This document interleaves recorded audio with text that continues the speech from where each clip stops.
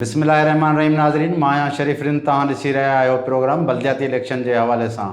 नाज़रीन, बलदियाती इलेक्शन जे हवाले सां पूरी सिंध में सरगर्मियूं त अरूज ते आहिनि, पर हिते हिकिड़ो इहो बि सुवालु पैदा थिए थो त बलदियाती इलेक्शन में जेके नाज़म या चेयरमैन जेके चूंडियल हुया उन्हनि खे लथे तक़रीबन हिकिड़ो साल मुकमल थी वियो आहे। इन हिकु साल में हुननि का बि बजट वग़ैरह ई हुननि कौंसल हुजे या टाउन हुजे हुन मां का बि हुननि जॻह सां कढाई न आहे। उन खां पोइ जेका बि इंतिज़ामिया आहे उहा साल खां वठी उहा बजट जी मालिक लॻी वेठी आहे। पर हिन वक़्तु जेको खैरपुर डिस्ट्रिक्ट में टाउन पिरियालो आहे उते थाणे अॻियां हिकिड़ो रोड क्रास आहे जेको मामूली कमु आहे, एतिरो वॾो कमु बि कोन्हे, पर टाउन इंतिज़ामिया जी नाअहली सबबु ऐं मुसलसल टाउन इंतिज़ामिया जेका बजट हड़प पई करे उन जी पत वैखी करे छॾी आहे। छो त उते जा जेके सियासी समाजी अॻुवान आहिनि उहे उन्हनि इंतिज़ामिया वटि विया आहिनि ऐं उन्हनि खे एतिरो बि चयो आहे त साईं हीउ जेको रोड क्रास आहे जेको बिल्कुलु पिरियालो जे इन मेन थाणे जे अॻियां आहे, तव्हां हिन खे ठाराहियो। रोज़ु हादसा मामूल जो बणियल आहिनि हिते,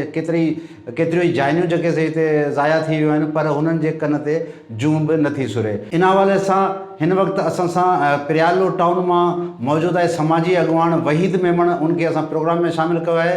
वहीद साहब, इहो ॿुधाइजो हिन वक़्तु जेको पिरियालो आहे टाउन आहे उनजी जेका बजट अचे पई, माहवार बजट अचे पई, उनखे मद्देनज़र रखंदे कुझु पिरियालो में छा अहिड़ा बुनियादी मसइला बि हल न पिया कया वञनि? शरीफ़ साहब, अस्सलाम वालेकुम। तव्हांजी वॾी महिरबानी। असांखे तव्हां एम्यूनिटी जे मंच तां हिसो वठी रहियो।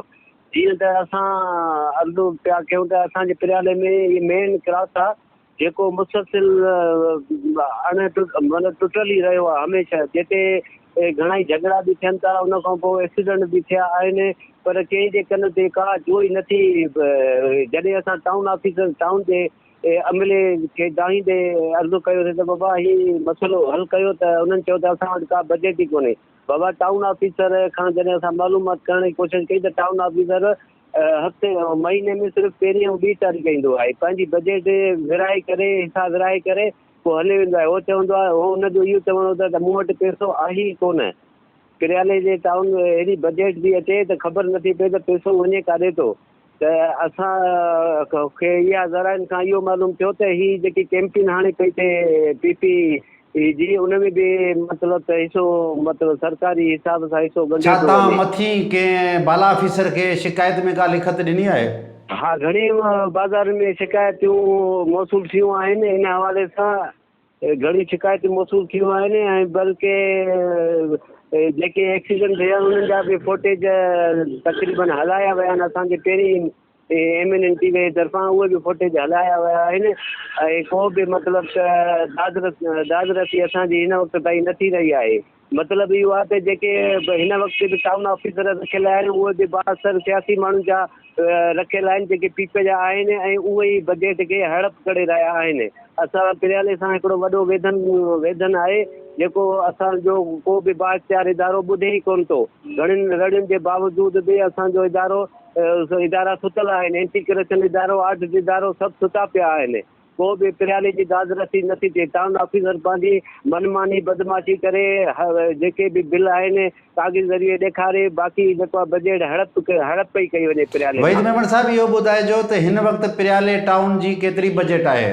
सर, हिन वक़्तु असांजे पिरियाले यूसे जी बजट तक़रीबन 35 लख आहे ऐं उन खां अलावा पंहिंजी 1.5 लख मंथली पंहिंजी कमाई आहे हिन टाउन जी।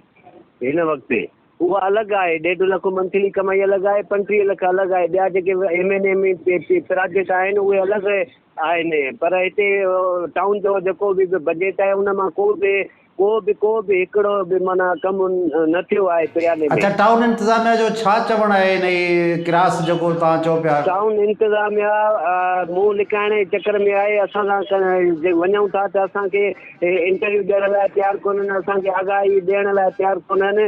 उन्हनि खे हथी मिलियल आहे पंहिंजे बाला MP MNA जेके असांजे अध जा आहिनि, उन्हनि जे रहम करम ते उहे वेठा आहिनि ऐं उन्हनि जी ॿोली पिया ॻाल्हाइनि ऐं जेको आहे इहो पिरियाले खे बिल्कुलु निगलेक्ट कयो थो वञे इन हवाले। अच्छा, तव्हां वहीद मेमण साहब इहो ॿुधाइजो त हिन वक़्तु जेको इलेक्शन जो टाइम आहे कुछ तरक्याती स्कीमूं भी पिरियालो में के शुरू कयूं आहिनि छा इन हवाले सां? हाँ, हिन वक़्तु बि कुझु जॻहनि ते पथर लथा आहिनि। इलेक्शन कमीशन खे नोटिस वठणु खपे त हिन बल्दियाती इलेक्शन जे हवाले सां जॾहिं मुहिम हली रही आहे ॾींहं बाक़ी 8 ॾींहं बचिया आहिनि इलेक्शन में, उन जे दौरान हे तरक़ियाती कम कंदा था रहनि। उन खां अलावा जोड़ जक में बि वॾियूं माना मतिलबु त सियासी लालचूं ॾेई रहिया आहिनि उन्हनि खे, जेके उथियल मेंबर आहिनि, आज़ाद मेंबर आहिनि, अक़लियती मेंबर आहिनि, उन्हनि खे सियासी हवाले सां उन्हनि खे चवनि था त असां तव्हांखे एतिरो करोड़ ॾींदासीं, मंदर ठाहिराए ॾींदासीं। असां सियासी लालचूं मतिलबु त जोड़ तोड़ में हली रहियूं आहिनि तेज़ीअ सां हिन वक़्तु